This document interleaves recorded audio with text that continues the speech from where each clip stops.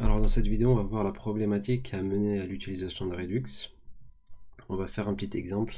Il y a une époque où dans React, on ne pouvait pas avoir accès à la... Imaginez-vous que j'ai la state de cette page, et si j'en avais besoin ailleurs, en fait, je ne pouvais pas y avoir accès facilement. Et Redux est né de cette frustration, on va dire. React ne permettait pas aux utilisateurs d'avoir une state globale. Et Redux, en fait, ça va être une state pour toute l'application, et on pourrait y avoir accès de où on veut. On va faire un petit exemple pour que vous puissiez voir la problématique.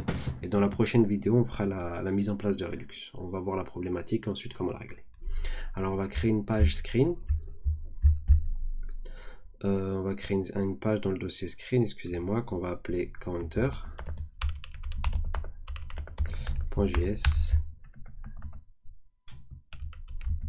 Ok. On n'oublie pas la majuscule, bien sûr. Alors on va, hop là. Ah, je me suis un peu trompé. C'est une stateless compo. Voilà.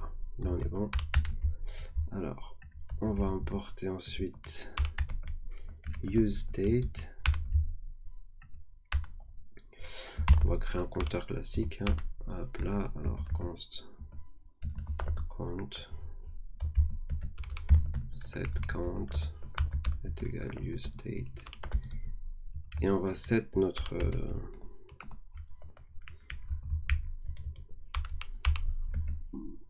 on va set notre compteur à 0. On va l'afficher.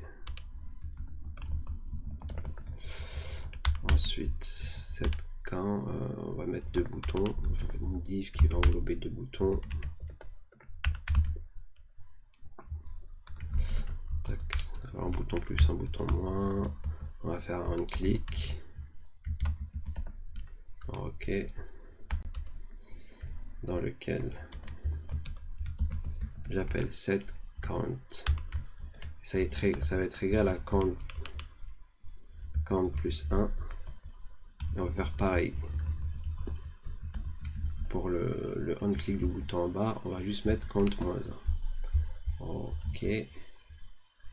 Tout est bon pour le moment. Bon, bien sûr, on le rajoute au routeur.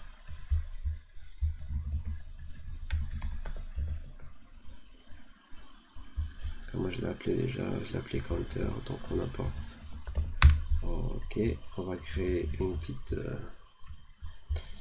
nouvelle route. Ça va être la route counter. Et le composant, ça sera counter. Ok. Bon, j'ai pas fait de lien pour y aller, donc je tape ça direct dans la barre de recherche. Ok, j'ai mon petit compteur qui marche, qui fonctionne.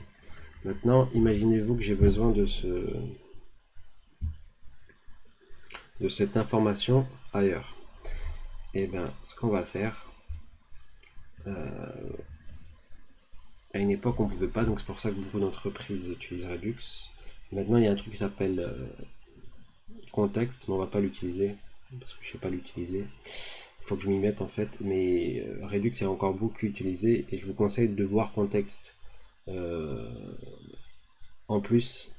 Mais Redux, c'est toujours très bien de savoir comment ça fonctionne parce que j'imagine que si vous travaillez en React, vous aurez peut-être affaire à Redux. Donc, voilà, j'ai ce compteur et je veux l'information de ce compteur ailleurs. Là, on va se rendre compte que c'est un peu compliqué parce qu'une state dans React, c'est inhérent au composant où il est. Et c'était ça le souci. Et grâce à Redux, on va faire en sorte que cette state, elle soit globale et on va pouvoir l'afficher par exemple sur l'écran Home. L'exemple n'a aucun intérêt, mais c'est juste pour que vous puissiez voir comment fonctionne Redux. Et on va faire ça à la prochaine vidéo.